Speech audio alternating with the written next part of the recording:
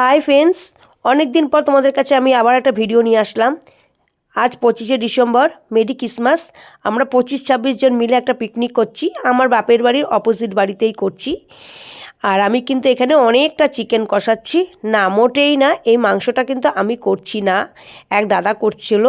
সেখান থেকে আমি খুন্তিটা নিয়ে বললাম দাও আমি একটুখানি ভিডিও করি, তাই ভিডিও করলাম। এই যে তোমরা দেখো, আমাদের লাল লাল চিকেনের কষা হয়ে গেছে, তার সাথে ফ্রাইড রাইস হয়েছে, তারপরে চাটনি হয়েছে, পাঁপড় হয়েছে, বেগুনি হয়েছে, আর নৈনিতালের রসগোল্লা ছিল লাস্টে শেষ পাতে, আর সকালে লুচি তরকারি।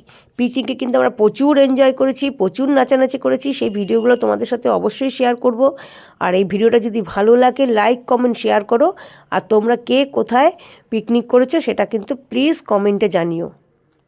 আর আমরা সবাই এই পুরনো বছরকে আস্তে আস্তে বিদায় দিচ্ছি নতুন বছরের জন্য।